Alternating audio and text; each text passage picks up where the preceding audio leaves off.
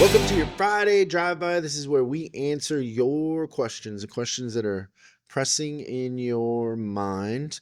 Say hello to everybody, Christian. Hello, everyone. The number, should you have a question, is 8333-ASK-SDR. That's 8333-ASK-SDR. Let's go to this week's question. When it comes to two things, almost every dealership you walk into, you'll find dealers talk about the phones. They all know they're broken, but nobody really holds it accountable to fix the process and create improvement. Number two, the sales to service handoff. Again, the thing that's almost constantly broken. So every dealer knows if they're not enforcing this process, it contributes to the silo effect. It really hurts themselves. So two things that are really broken, almost every dealership, and rarely get fixed. So just curious what your thoughts might be. Why is it happening? How do they fix it? Just some feedback. What do you think? Thanks a lot. I mean, it's funny with the phones, Rich, is like one of the things that we'll hear from time to time is, I need more traffic. And then the dealership's booked out 2 weeks and nobody's answering the phone. And it's like, what are we talking about? Like that, let's answer the phone. Like, what was those stats in that one episode that we had? It was 1 out of every 4 just hung up and didn't set an appointment. Yeah. When they were purposely calling to try to set an appointment, like even when you're making a fake appointment, 25% couldn't handle it. That's frightening to me. Yeah, well, I think one of the things that is lost when you have so many public companies owning dealerships is you don't have that business owner that's calling to make sure people are answering the phone, that care about the way people answer the phone. We kind of approach it like, hey, if you want a car, you got to fight your way in here. If you want an appointment, fight your way in here. But it's not consumer friendly, and it's why dealerships lose 80% of the customers to independents after warranty's up. Like it's nuts. Oh, they're making it easy, aren't they? Yeah. That's a good And point. we're working on a thing for a video. I'm gonna actually do this at Top Dog this year. I'm gonna talk about AI and how it's going to change the business.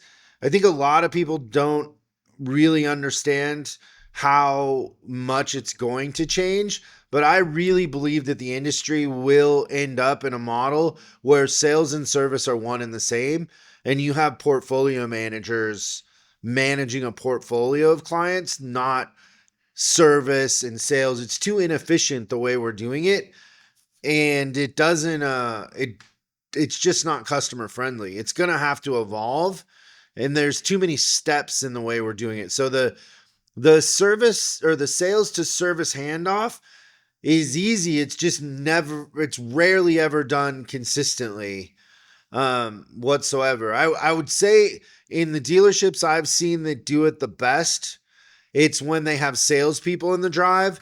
And if they take somebody in to introduce them to service, it's required for the salesperson to get credit for that sale. 2, they have salespeople in the drive that will talk to them and say, hey, this is where you come. This is how you call if an advisor is busy. But what happens most of the time is the reason why it doesn't stick is because the salespeople go back there with a customer. All the advisors are busy because we run with 2 advisors less than we need, and they're writing 20 ROs a day. And they don't have time to stop and say hi to somebody. And if they did, the energy from that conversation would be, well, I never want to come here if this is how That's the example. It's like, oh, you took me back to the prison, the federal prison in the back, because it's just the energy is not welcoming. It's not fun and friendly. And how many advisors throughout the day have 10 minutes to sit and talk to a new sales client and really, pet the dog and get to know them? And so, I mean, it's possible to do it. I've done it before, but for the most part, with the mindset that we have in the industry right now, we don't prioritize the customer experience enough. Like, we'll spend tons of money on marketing and we won't spend money on a real person answering the phone. Just hear what you said there. We'll pay to get them to call.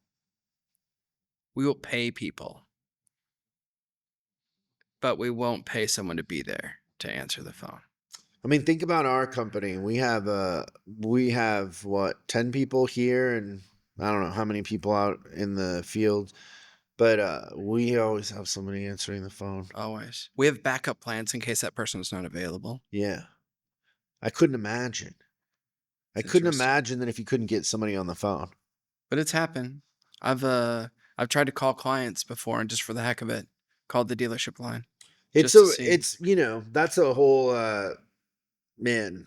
But Don Crevier was a great mentor, but I remember he sat me down and he said, "Listen, that person answering the phone, because we used to have, so think about this, we had 2 at the front, and then we had receptionists in every department too. So like imagine you had service receptionists, used cars, mini, like they all had their own receptionists. But he used to say like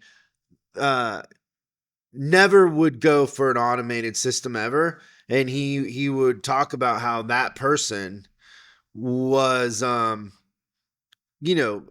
very, very valuable. Like there was one receptionist that we had that we paid her, and we paid her really, really well. And she had the ability to not only know people, so when people would call, she would know. We also had a system where it would say who was calling, like it would come up on the screen, but she would know, she could chat them up while she put them on hold, gave somebody directions, and told a salesperson to pick up line 1. Like she could juggle all that, and she did it with a smile, and she made people feel great. And you like just think about the situation where you're like, oh, I don't want to pay, I want to have an automated thing. And Don Crevier's philosophy was pay more for that position. And it worked. Like it's you're telling people who you are by all of your interactions. And if your first interaction is automated, and then so making the appointment for the jet skis, I tried to do that and I didn't succeed. And then you know what Missy did? So I was on hold. Online, probably. I think I was on hold for 30 minutes. Ugh. And I was sitting there in front of Missy and my parents. Terrible hold music, by the way. Like, I don't know. I didn't know that Muzak still existed, but it was terrible. How did we endure that for the years that we had Muzak? I don't know. It is absolutely how you would torture people if you wanted them to go insane, is what it is. And through the quality of, like, how do they make the sound quality so bad? It's so terrible. That's great. Yeah. But anyway, so I call, I ask for service, they put me on hold, and then I'm just on hold. And every once in a while you can hear somebody pick it up and put it back down. Yeah, because it's probably ringing on the other side, but they don't want to address it yet, right? And so that just happens over and over again, right? So finally I give up. Missy calls the front desk and just says, hey, nobody's picking up back there. Could you hand them my phone number and ask them to call me? And then later that day they called her and she made an appointment. But just think about that. Like, how many people wouldn't, like with jet skis in that vicinity, there's at least 7 dealerships that you could call. And all you have to do to get the business is answer the phone. Is that what you're saying? And my only loyalty to them is that I bought it there. Yeah. Like, that's it, right? Yeah. So just think about how much business you could do if somebody actually answered the phone and knew what they were doing. Our receptionist at Infinity, her name was Ursula. And she literally was a celebrity. Like, because she talked to people before they came in for their appointments to buy cars or service. Yeah. And they, like, it was a point to stop and see her. And that reminds me a lot of what you just said. Like, but the guy running that dealership shared that same feeling about people that we do. There was no automation possible. I would guess that if I called there right now, I'd still get a human receptionist. Yeah. He was so staunch about that. And I think kind of in the same, like that same age bracket with Donnie. Like, that's probably why that is. Donnie was older, but I think we share that sensibility. Like I would definitely not want automated. I think that you have an unfair advantage in an automated world if you can humanize it. Well, that might be coming. When you're talking about just connection with people. It's a good point. If you do it right. If you do it wrong, it's a disadvantage. But it's still better than what everybody else is doing. Yeah. Thanks, Rich, for the question. I don't know that we have an answer. We're just talking through it. But remember, the number's 8333 Ask SDR, 8333 Ask SDR. And we'll see you next time on Service Drive Revolution. Thanks for watching this week's Drive By. I hope we gave you something to think about over the weekend. We're uploading new stuff every day, so make sure you subscribe and click the bell icon so you don't miss out. If you have a question you'd like us to answer on the show, call 8333 Ask SDR and we'll answer your question on the show. That's 8333 Ask SDR. For special deals on our books and training, head over to offers.chriscollinsinc.com. Now that's offers.chriscollinsinc.com. I'm Chris Collins, and I'll see you in the next video.